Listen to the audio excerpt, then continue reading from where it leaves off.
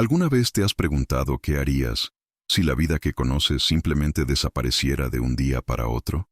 Imagina despertar un día y que tu identidad, tu libertad y hasta tu nombre sean borrados.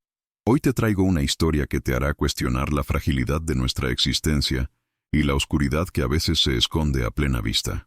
Si esto ya te hizo pensar por un segundo, deja un me gusta ahora mismo, porque lo que te voy a contar hoy podría cambiar tu perspectiva del mundo. Prepárate para un viaje a lo más profundo del terror cotidiano, una verdad que superará cualquier ficción. ¿Estás listo para saber dónde estuvo Kelly Brooks durante 7 años? En agosto de 2014, Kelly Brooks, una joven de 18 años, se esfumó sin dejar rastro en una ruta complicada del Parque Nacional de Yellowstone. Durante 7 años se le dio por muerta, considerada víctima de un accidente o de algún depredador. Sin embargo, en noviembre de 2021, apareció en un supermercado común y corriente en Cody, Wyoming. Estaba viva, pero totalmente irreconocible, lo que le reveló a la policía. Una vez que pudo hablar, dejó boquiabiertos incluso a los detectives más curtidos. En este video descubrirás dónde estuvo esos 7 años y qué le sucedió. Que lo disfrutes. Algunos nombres y detalles de esta historia se han modificado para proteger la identidad y la privacidad. No todas las imágenes corresponden a la escena real. El 12 de agosto de 2014, un martes, el sol asomó por el noreste del Parque Nacional de Yellowstone, augurando otro día caluroso y despejado. Para cientos de turistas, era la oportunidad ideal para admirar los célebres géiseres o las manadas de bisontes en el Valle de la Mar.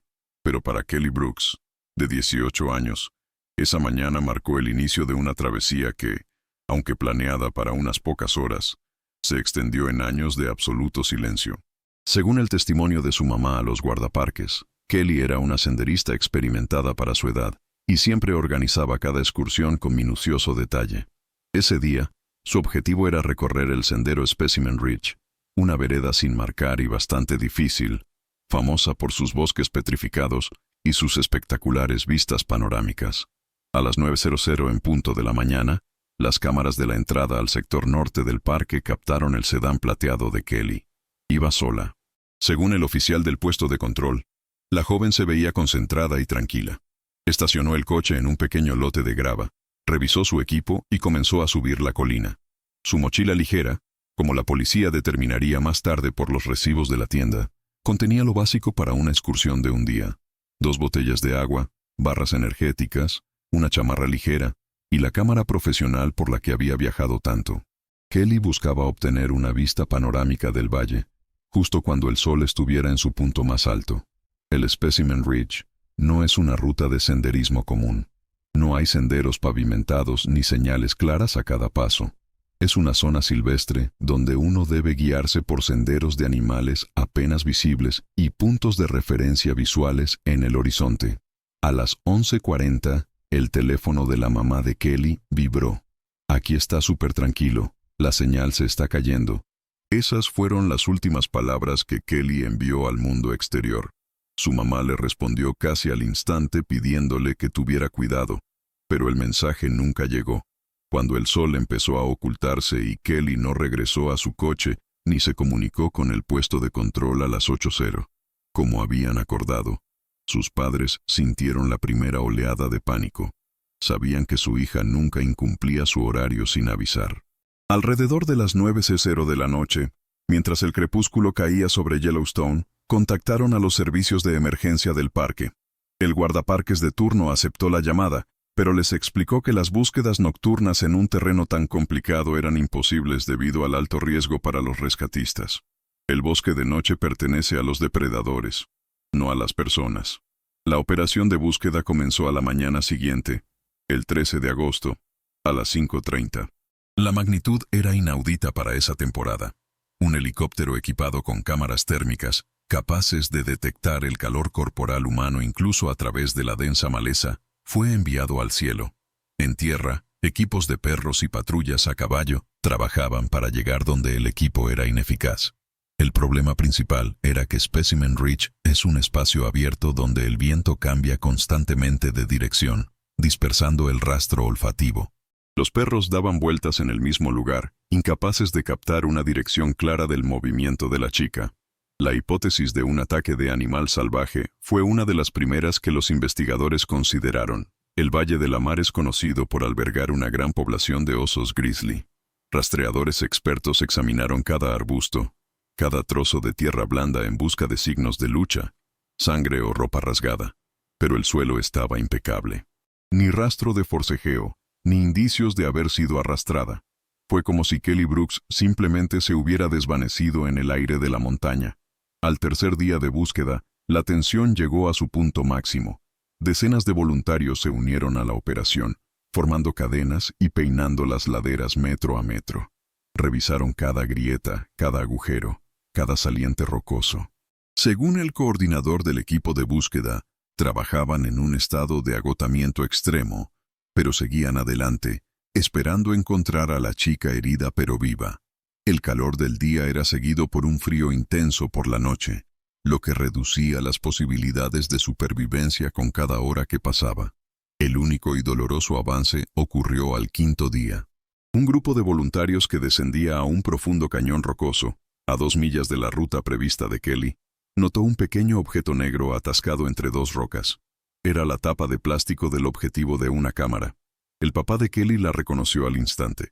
Tenía una pequeña marca en el interior que su hija había barnizado para no perderla. El hallazgo dio esperanza, pero también generó aún más preguntas. La tapa estaba en un lugar donde un turista no debería haber entrado sin equipo especial. Expertos forenses examinaron minuciosamente el área del hallazgo. Asumieron que Kelly pudo haberse resbalado en una ladera inestable y caído al cañón.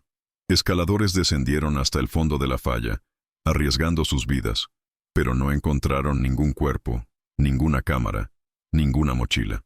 Solo una pequeña tapa negra, como un testigo mudo de que la chica estuvo cerca. El rastro se perdió justo en este punto. Los perros que fueron llevados al cañón estaban nerviosos, pero no los guiaron más allá. Después de 2 semanas de búsqueda intensiva, los recursos del parque se agotaron. No aparecieron nuevas pistas. Las cámaras térmicas solo mostraban venados y osos, y los voluntarios caían rendidos por el cansancio. La administración del parque se vio obligada a tomar la difícil decisión de pasar la operación a una fase pasiva. En el informe oficial, del cual recibieron una copia los afligidos padres, la causa de la desaparición se catalogó preliminarmente como un accidente en una zona remota, o una caída desde una altura, seguida de la ocultación del cuerpo por factores naturales. El caso de Kelly Brooks se convirtió en un montón de papeles en los archivos de los guardabosques. Su nombre se añadió a la larga lista de quienes entraron a la naturaleza salvaje de Yellowstone y nunca encontraron el camino de regreso. Lo último que quedó de ella fue un mensaje sobre el silencio, y este silencio la devoró por completo, dejando a sus padres solo con una espera interminable y una tapa de lente negra encontrada entre las frías piedras. Nadie podía imaginar entonces que esta historia no terminaba en muerte, sino que apenas comenzaba. Habían pasado 7 años de silencio, y para la familia Brooks era una condena sin apelación. Noviembre de 2021 trajo vientos gélidos y nevadas tempranas a Cody, Wyoming, bloqueando algunos pasos de montaña. Esta ciudad, situada a solo 50 millas de la entrada este del Parque Nacional de Yellowstone, normalmente vive del turismo, pero a finales de otoño solo quedan los lugareños. El 16 de noviembre, un martes común, el pueblo transcurría su rutina diaria hasta que, a las 4:12 de la tarde, una cámara de seguridad en la entrada del supermercado Buffalo Bill captó una figura que cambiaría el curso de la historia para siempre. El video granulado muestra a una mujer acercándose lentamente a las puertas automáticas. Su andar era inestable, arrastrando los pies como si cada paso le causara dolor físico o le exigiera un esfuerzo excesivo. Estaba vestida para el clima, con una sucia chamarra gris de hombre, varias tallas más grande, y unos jeans desgastados, cubiertos de manchas de aceite y tierra, asomando por debajo. En sus pies llevaba unos tenis viejos, completamente inadecuados para el frío de noviembre en Wyoming. Se había bajado la capucha tan profundamente que su rostro se convirtió en un borrón oscuro, oculto de las lentes de la cámara. Testigos entrevistados más tarde por la policía describieron su comportamiento con una sola palabra: sombra. Se movía entre los pasillos de productos de limpieza, intentando ocupar el menor espacio posible, pegándose a los estantes mientras otros clientes pasaban. Según una dependienta que estaba acomodando mercancía en el pasillo contiguo, la mujer no levantaba la vista. Parecía una persona que temía ser notada, pero al mismo tiempo debía cumplir una tarea importante. Sus manos temblaban al tomar botellas de productos de limpieza agresivos del estante, cloro, desoxidantes, detergentes concentrados. A las 2:30 de la tarde, se acercó a la caja número 4. Las extrañas compras fueron colocadas en la banda transportadora. 3 botellas del blanqueador más barato, un paquete de esponjas duras y 5 latas de carne enlatada de la categoría de precio más bajo. La cajera, una mujer de mediana edad, más tarde señaló en su testimonio que la extraña emanaba un olor rancio particular, una mezcla de humedad, ropa vieja sin lavar y productos químicos. Cuando la empleada de la tienda anunció el monto total, la extraña comenzó a buscar frenéticamente en los bolsillos de su chamarra. Sus movimientos se volvieron bruscos y llenos de pánico. Fue en este momento que ocurrió el punto de inflexión. La mujer no encontró el dinero. Se quedó inmóvil. Su rostro, que por un instante quedó expuesto a la luz de la lámpara, se puso mortalmente pálido. Sus labios se tornaron azules y sus ojos se voltearon. Sin emitir sonido, se desplomó al suelo, cayendo justo al lado de la caja registradora. El personal de la tienda llamó de inmediato a los servicios de emergencia. Un equipo de paramédicos que llegó 8 minutos después registró una presión arterial críticamente baja y un pulso débil. La mujer fue trasladada de urgencia al Hospital Regional West Park. En la sala de emergencias, los médicos se encontraron con un cuadro descrito en los informes médicos como un estado de abandono extremo. Cuando le quitaron la ropa sucia a la paciente, el personal quedó impactado por el estado de su cuerpo. Pesaba críticamente poco para su altura y sus costillas sobresalían a través de su piel delgada, casi transparente. El diagnóstico era claro: emaciación severa y deshidratación crónica. Pero no fueron los efectos de la inanición lo que generó más preguntas, sino las marcas en la piel. El cuerpo de la mujer estaba cubierto de numerosas cicatrices de diferentes edades. En su espalda y antebrazos había cicatrices que parecían quemaduras y cortes profundos que no habían sanado sin la atención médica adecuada. Cuando la paciente recuperó el conocimiento, su comportamiento cambió de pasivo a agresivo y defensivo.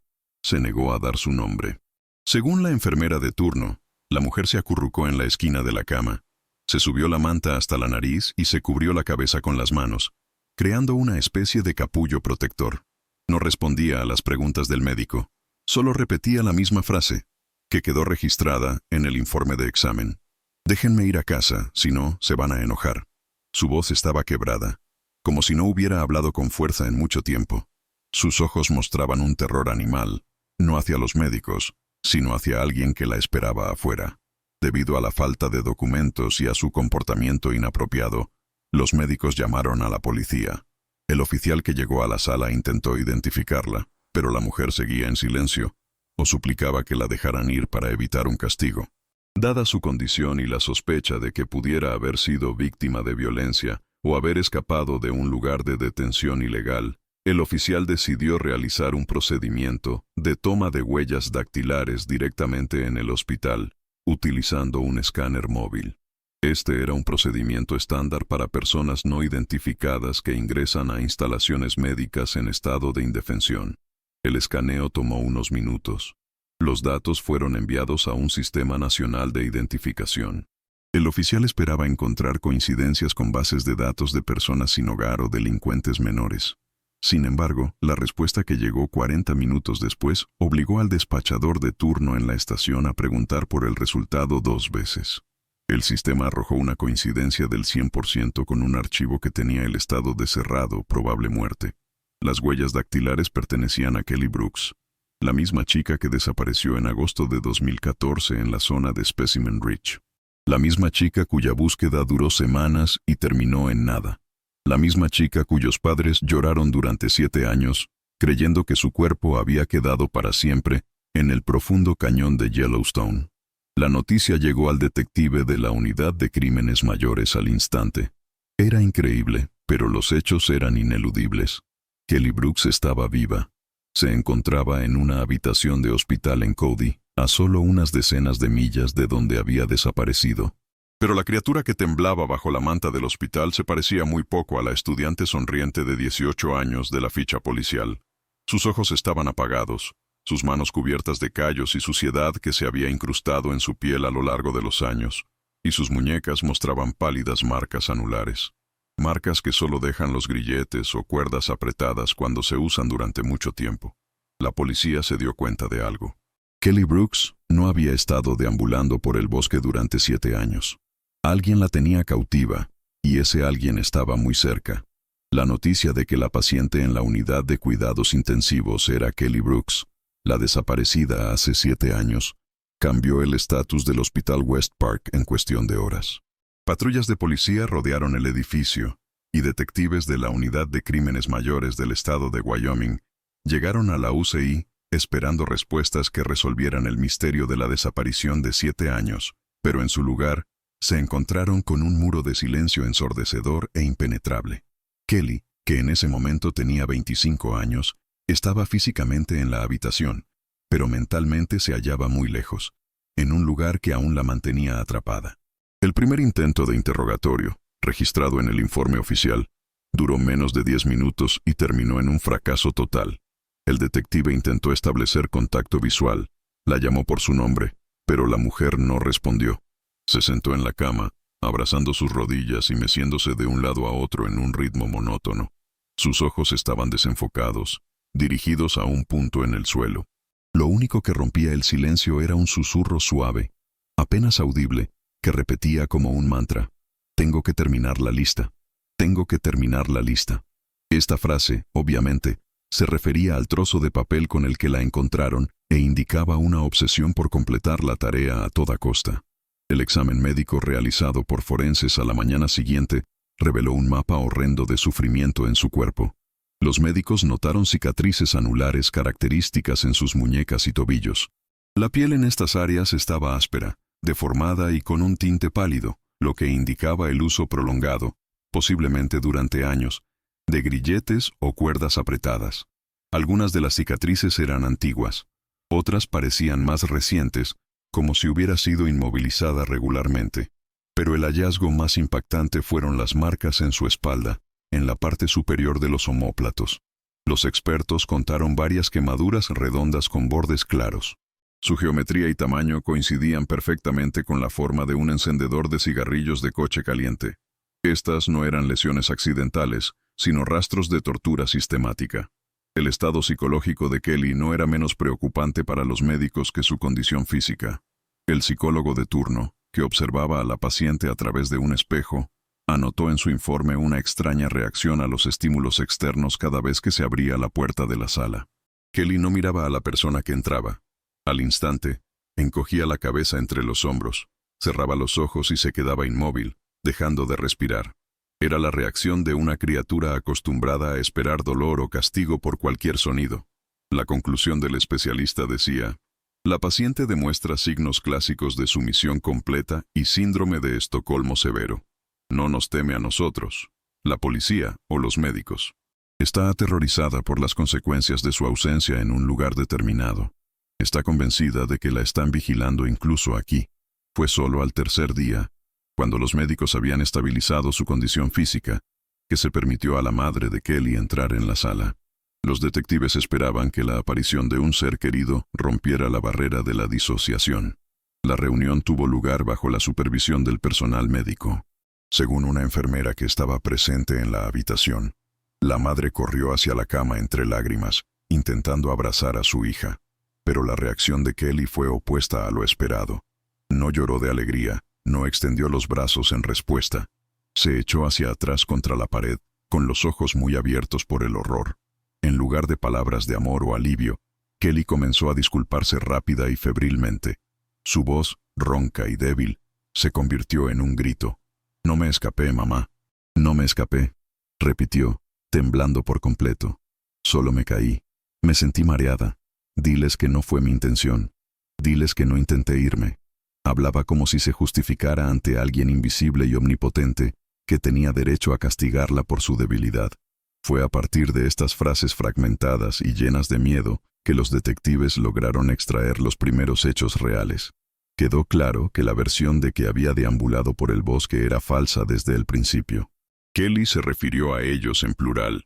Habló de oscuridad, de escaleras que bajaban y de un sótano donde no había tiempo. Sus palabras confusas pintaban un cuadro no de la naturaleza salvaje, sino de una prisión hecha por el hombre. No estaba en otro estado ni en medio de la nada. Su comportamiento, su miedo a que ellos se enojaran por su lista de compras incumplida, indicaba que su lugar de detención estaba muy cerca, a poca distancia de la misma tienda donde se había desmayado. Era una prisionera en el corazón de la civilización. Mientras el personal médico del Hospital West Park intentaba estabilizar el estado psicológico de la víctima, el equipo de investigación, liderado por detectives del condado de Park, comenzó a trabajar a la inversa. La tarea principal era recrear el camino que Kelly Brooks había recorrido ese frío martes de noviembre antes de desplomarse en la caja del supermercado.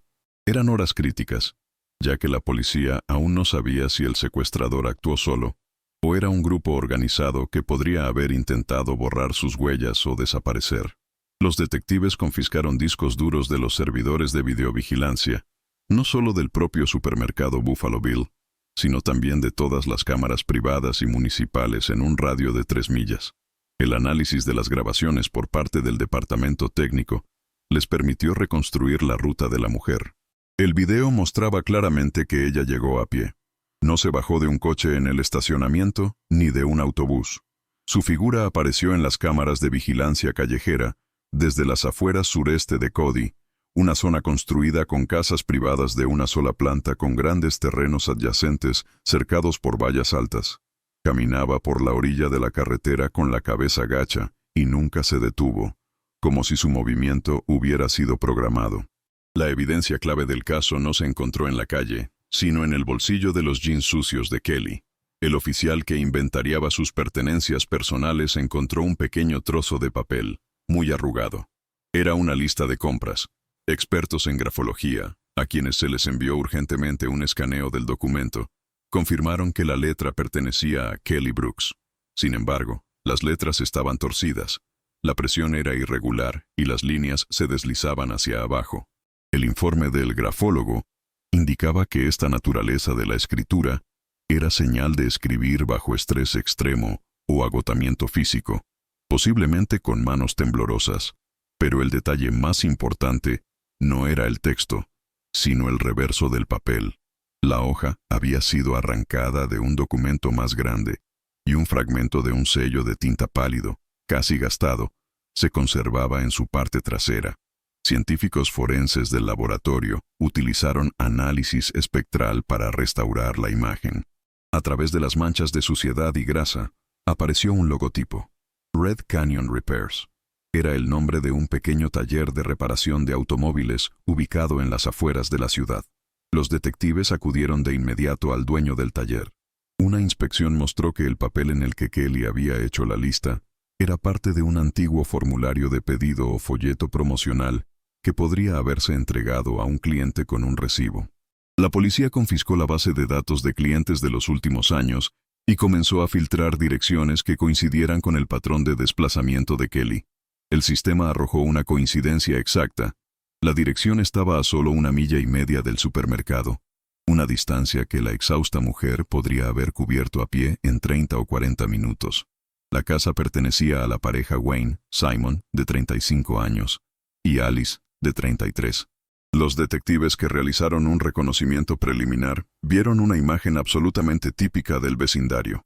Una casa ordenada de un piso cubierta con revestimiento claro, un césped bien cuidado, una minivan estacionada cerca del garaje, sin cercas altas de alambre de púas, sin rejas en las ventanas de la planta baja. Era la tapadera perfecta. Una casa que parecía tan común que se volvía invisible. Las entrevistas con los vecinos se llevaron a cabo con sumo cuidado, bajo el pretexto de verificar un informe de robo en la zona, para no alarmar a los sospechosos. Los residentes de la calle describieron a los Wayne como vecinos perfectamente tranquilos. Los informes de los interrogatorios contienen evidencia de que la pareja era un tanto religiosa. Siempre se saludaban, pero nunca entablaban conversaciones largas. No organizaban fiestas ruidosas, y casi nunca tenían invitados o parientes. Sus vidas parecían encerradas en un vacío. Sin embargo, uno de los vecinos, un anciano que vivía enfrente, dio un testimonio que hizo estremecer a los detectives. Dijo que en los últimos años había visto ocasionalmente a una joven en el patio de los Wayne. Raramente aparecía, mayormente temprano por la mañana o tarde por la noche, y siempre realizaba tareas domésticas: sacar la basura, barrer el patio trasero o quitar la nieve en invierno. El testigo señaló en una conversación con el investigador que la chica siempre vestía ropa holgada y nunca levantaba la cabeza cuando pasaban coches. Cuando se le preguntó por qué esto no despertó sus sospechas, el hombre respondió que pensó que era una pariente pobre o una ayudante contratada de una familia disfuncional, a quien los Wayne acogían por lástima o motivos religiosos. Parecía que solo estaba haciendo su trabajo y no quería que la molestaran. Nadie en la calle tenía idea de que, a 1,5 millas de distancia, en una casa con un césped perfectamente cortado, podría estar el hombre que habían estado buscando por todo el estado durante 7 años. Este mal cotidiano fue el descubrimiento más aterrador de esa noche. El 17 de noviembre de 2021, exactamente a las 5:00 de la mañana, el silencio del barrio residencial de Cody se rompió con el sonido de un ariete. El equipo de respuesta especial, que obtuvo la orden de cateo para la casa en el 142 de Elm Street, operaba bajo un protocolo de alto riesgo. La inteligencia indicaba que era probable que los sospechosos estuvieran armados o intentaran destruir evidencia. El perímetro de la casa fue rodeado en segundos y la luz de los reflectores cortó la oscuridad previa al amanecer, sin dejar rutas de escape. El asalto fue rapidísimo. Oficiales con equipo completo derribaron la puerta principal y entraron a la fuerza, gritando órdenes. Simon y Alice Wayne fueron arrestados en su dormitorio del segundo piso. Todavía estaban en la cama. Según los informes del equipo de asalto, los sospechosos no ofrecieron resistencia física, pero su reacción fue radicalmente diferente al comportamiento de la gente común en una situación así. En lugar de miedo, pánico o confusión, los rostros de la pareja mostraban una fría e insolente indignación. Alice gritaba sobre la intrusión ilegal y la violación del derecho a la privacidad, exigiendo una explicación como si la policía hubiera irrumpido por un mal estacionamiento, no por sospecha de secuestro. Simon permaneció en silencio, taladrando a los oficiales con una mirada de odio mientras le ponían las esposas. Mientras los sospechosos eran conducidos a las patrullas bajo la mirada de las cámaras corporales, científicos forenses y detectives comenzaron un examen detallado de las instalaciones. La primera planta de la casa daba la impresión de una normalidad absoluta, incluso deprimente. Era un hogar típico de una familia estadounidense de clase media. Paredes claras, muebles tapizados en la sala, alfombras impecablemente limpias. En la repisa de la chimenea había marcos alineados con fotos de boda donde Simon y Alice sonreían con paisajes montañosos de fondo. La cocina olía a café y detergente de limón. Ni un solo detalle del interior insinuaba que un crimen grave se había cometido dentro de esas paredes durante años. La atención de uno de los detectives se centró en la cocina. Durante una minuciosa inspección del suelo, notó profundos y distintivos arañazos en el linóleo cerca de un enorme refrigerador de 2 puertas en la esquina. Las marcas indicaban que el pesado electrodoméstico había sido movido del lugar regularmente. Cuando los 2 oficiales apartaron el refrigerador, encontraron una parte de la pared detrás de él que era diferente en textura. Era una puerta oculta, ingeniosamente disimulada como parte del revestimiento general de la cocina. No tenía manija por fuera, solo una cerradura de embutir, cuya llave fue encontrada 1 minuto después en la mesita de noche junto a la cama de Simon. Cuando la cerradura hizo clic y la puerta se abrió, un aire viciado y pesado salió de la abertura. Era un olor que no podía confundirse con nada más. Una mezcla de humedad, moho, carne humana sin lavar y productos químicos de limpieza. Detrás de la puerta había una empinada escalera de madera que se adentraba en la oscuridad total. Los detectives descendieron lentamente, alumbrando el camino con linternas tácticas. Lo que vieron abajo hizo que incluso los oficiales de policía veteranos se detuvieran unos segundos para asimilar la realidad. El sótano había sido convertido en una prisión residencial completa, aislada del mundo exterior. La habitación no tenía ventanas, y las paredes estaban cubiertas con paneles insonorizantes profesionales que absorbían cualquier sonido. En el centro de la habitación, sobre el suelo de concreto desnudo, había un colchón delgado y sucio con sábanas descoloridas. En la esquina, un cubo de plástico con tapa servía como retrete. Junto a él, varias botellas de agua de plástico. Pero no eran las condiciones de vida lo que causaba más horror, sino los métodos de control psicológico. En las paredes, a la altura de los ojos de una persona sentada en el colchón, había hojas de papel tamaño A4. El texto era lacónico y brutal. Habla solo cuando se te pregunte. Mira al suelo. La gratitud por la comida es obligatoria. Estos papeles, amarillentos por el tiempo, atestiguaban un sistema construido sobre la supresión completa de la voluntad de la víctima.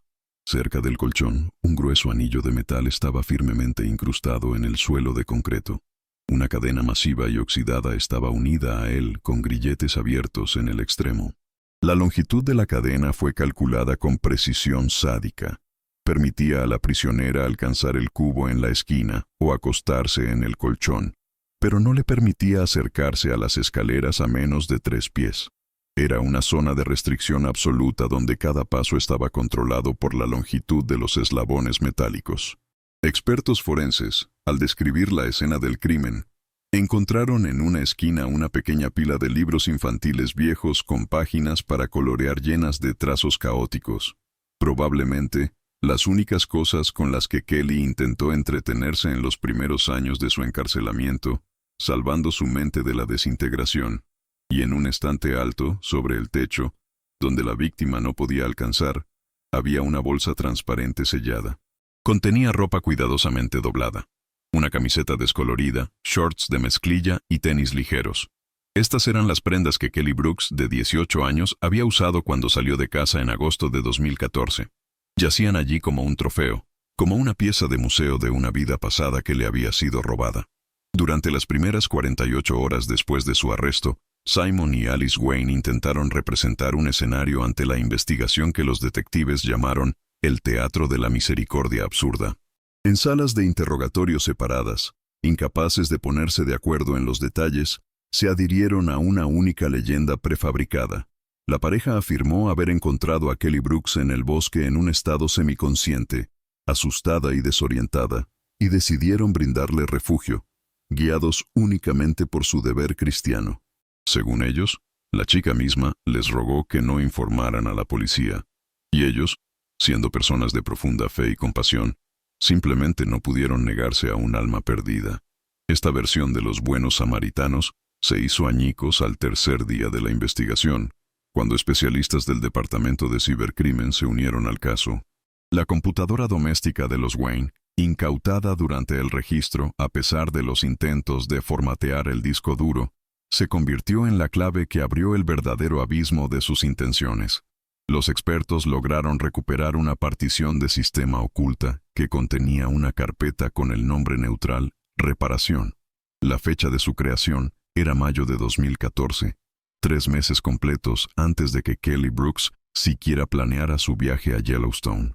El contenido de la carpeta conmocionó incluso al fiscal del estado. No había fotos de diseño de interiores ni planes para renovar la sala de estar. En cambio, los archivos contenían planos de ingeniería detallados para el sótano, cálculos de carga para la solera de concreto, para instalar anillos de anclaje, planes de ventilación para mantener los sonidos fuera, y dibujos para una pared falsa en la cocina. Esto no era un cuarto de almacenamiento, sino el diseño de una celda de detención concebida con la frialdad de un arquitecto. Los extractos bancarios que los detectives compararon con las fechas de los archivos finalmente sepultaron la teoría de la espontaneidad. En junio de 2014, Simon Wayne realizó una serie de compras en hipermercados de construcción y tiendas en línea especializadas. La lista de bienes incluía paneles insonorizantes de grado industrial, utilizados en estudios de grabación o campos de tiro, bisagras de puerta de acero reforzado capaces de soportar arietes, y productos químicos específicos. Estos últimos, según un toxicólogo, podrían usarse para la fabricación artesanal de potentes mezclas sedantes. El sótano esperaba a su prisionera mucho antes de que los Wayne siquiera vieran el rostro de Kelly. La investigación estableció que la pareja Wayne no acudió al parque esa mañana de agosto para disfrutar de la naturaleza. Vinieron a cazar. La recopilación de pruebas de sus movimientos fue ayudada por un increíble accidente. Un detective que revisaba los archivos de casos sin resolver en la zona del parque se topó con materiales sobre un pequeño robo en una gasolinera en el pueblo de Cook City, ocurrido en agosto de 2014. Las viejas imágenes de vigilancia, que milagrosamente sobrevivieron en el servidor de la policía local, muestran la minivan azul oscuro de los Wayne al fondo. El video se convirtió en prueba irrefutable de acoso. El coche de los Wayne estuvo estacionado casi una hora. La pareja estaba sentada dentro, observando el flujo de turistas. La cámara captó el momento en que el sedán plateado de Kelly Brooks entró en la gasolinera. Tan pronto como ella bajó para pagar el combustible, Alice salió de la minivan. Pasó junto a Kelly fingiendo ir al baño, pero el video muestra claramente cómo desaceleró, escaneando el físico de la chica, su ropa y, lo más importante, la ausencia de acompañantes en el coche. Alice se giró hacia Simon, le hizo un breve asentimiento, y cuando Kelly salió de la gasolinera, la minivan la siguió. La persiguieron durante más de 40 kilómetros a través de sinuosas carreteras de montaña, esperando el momento perfecto. Bajo la presión de estas pruebas, diagramas digitales, recibos y una grabación de video, Simon Wayne cambió sus tácticas de defensa. Su tono pasó de compasivo a cínico y seco.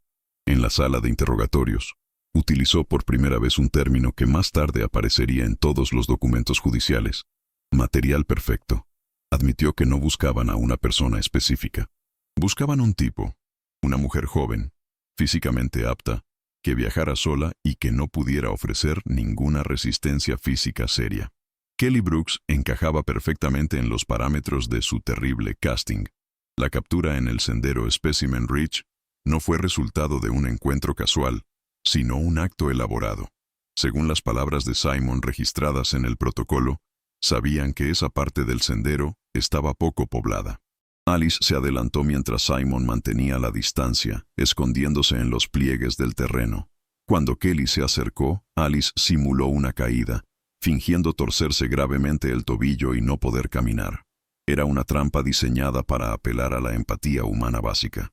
Kelly, al ver a una mujer en apuros, hizo lo que cualquier persona normal haría: se agachó para ofrecer ayuda.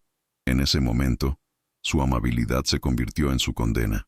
Simon, quien se acercó por detrás de ella de forma inaudible, no usó fuerza bruta ni golpes, como suele ocurrir en ataques espontáneos. Actuó con tecnología. La investigación incautó una vieja pero funcional pistola paralizante de alta potencia de su garaje.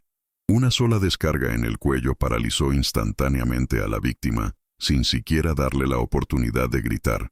No hubo ningún rescate, como mintieron al principio. Solo hubo el frío cálculo de depredadores que habían ahuyentado a su presa. En sus notas digitales, encontradas en esa misma carpeta oculta, Simon llamó a este plan Proyecto Aislamiento.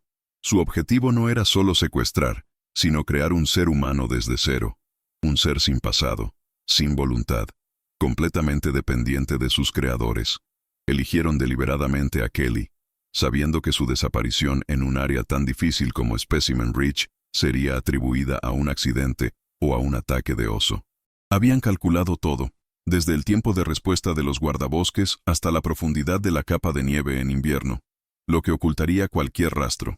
La cadena incrustada en el suelo de concreto del sótano en Elm Street fue comprada y asegurada en julio. Su longitud fue calibrada para que la prisionera pudiera existir, pero no vivir. Cuando Kelly Brooks ató los cordones de sus botas esa mañana, preparándose para la caminata, su prisión ya estaba lista. Permanecía vacía, esperando que alguien llenara ese espacio con su miedo. Esto no fue un mal espontáneo, nacido de un momento enfermizo. Fue un trabajo de ingeniería calculado a largo plazo para privar a una persona de su libertad, implementado con la precisión de un mecanismo de relojería. El testimonio que los detectives lograron obtener de Kelly Brooks no fue una historia coherente. Fueron fragmentos de horror que médicos e investigadores recopilaron a lo largo de muchas semanas de cuidados intensivos. Lo que se reveló en estos informes horrorizó incluso a los veteranos de la policía, acostumbrados a la brutalidad. La historia de 7 años en el sótano de Elm Street resultó ser no solo una crónica de encarcelamiento físico, sino un relato detallado de la destrucción metódica y calculada de la personalidad humana que la pareja Wayne convirtió en su proyecto familiar. Kelly relató los primeros meses de su estancia en la celda insonorizada. Gritó durante horas, días, hasta que se desgarró tanto los ligamentos que empezó a toser sangre. Nadie acudió. Las paredes absorbían cada sonido, dejándola solo con su propia impotencia. Cuando la voz desapareció, comenzó otra fase, un terror silencioso. Recordaba a Simon bajando a verla en la oscuridad de la noche. Él no la golpeaba, no la violaba en el sentido usual de la palabra. Simplemente se sentaba en una silla en la esquina, apagaba la luz principal, dejando solo una tenue luz nocturna, y la miraba fijamente durante horas. Disfrutaba de su miedo animal, viéndola temblar bajo la delgada manta, esperando el golpe que nunca llegaba. Esta tortura psicológica de lo desconocido rompió la voluntad de manera más efectiva que el dolor físico. Pero el supervisor más terrible, según Kelly, no era Simon, sino Alice. Era una mujer que en público parecía una ama de casa modesta, pero que en el sótano inventaba tareas diseñadas para borrar la línea entre el ser humano y el animal. Los protocolos registran un episodio que Kelly describió con particular horror. La obligaron a comer de un tazón de plástico para perros, arrodillada y con las manos a la espalda. Si intentaba levantarse o derramaba una sola gota, la privaban de comida durante 2 días. Alice lo llamaba entrenamiento. En las transcripciones de los interrogatorios, hay momentos etiquetados como largas pausas y negativa a describir debido a shock traumático repetido. Hubo órdenes de las que Kelly ni siquiera podía hablar con un psicólogo. Fue obligada a realizar acciones tan humillantes y sucias que, con el tiempo, dejó de identificarse como Kelly Brooks. El nombre desapareció.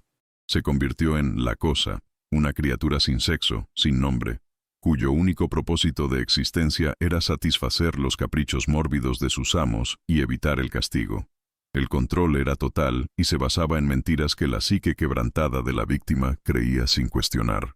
Los Wayne convencieron a la chica de que, durante uno de los procedimientos cuando estaba inconsciente, le implantaron un microchip bajo la piel.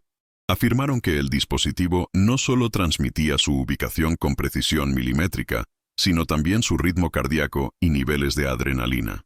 «Sabemos cuándo tienes miedo y sabemos cuándo mientes», le dijo Simon. Era una tontería tecnológica, pero para una persona que no había visto el sol en años, se convirtió en una realidad absoluta.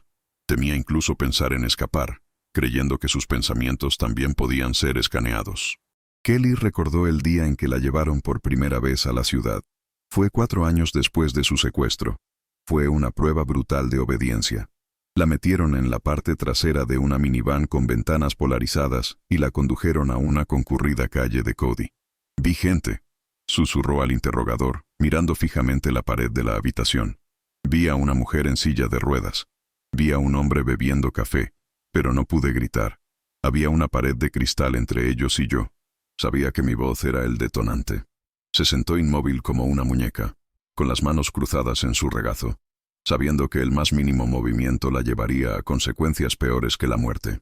La principal palanca que la mantuvo sometida durante todos esos 7 años no era el miedo por su propia vida. Hacía mucho tiempo que soñaba con morir. La palanca era su familia. Simon y Alice le mostraban regularmente fotos de la casa de sus padres. Las fotos eran recientes, tomadas desde diferentes ángulos.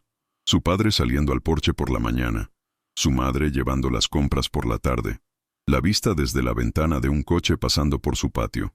Los Wayne conocían el horario de trabajo de su padre, la ruta de su madre a la iglesia e incluso los nombres de sus vecinos.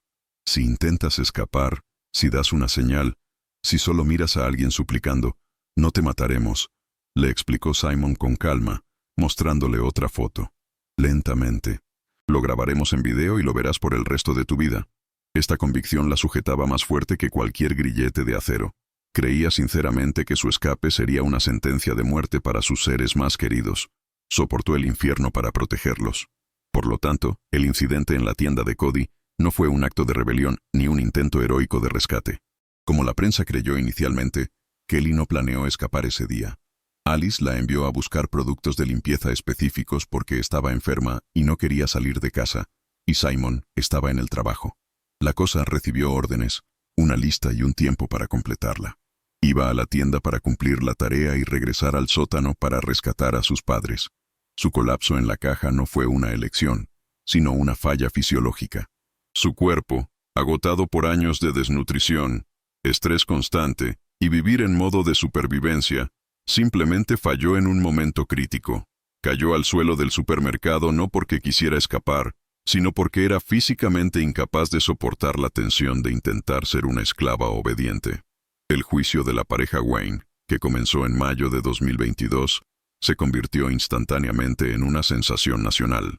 Decenas de camionetas de reporteros rodearon el juzgado, y la fila de personas esperando para entrar a la sala se extendía por una cuadra.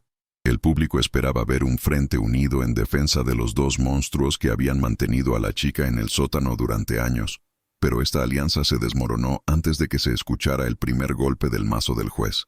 Después de leer el expediente del caso de la fiscalía, Alice Wayne se dio cuenta de que la cantidad de pruebas reunidas, desde diagramas digitales del sótano hasta grabaciones de video de la gasolinera, le garantizarían una cadena perpetua o incluso la pena de muerte, dadas las leyes de circunstancias agravantes del Estado.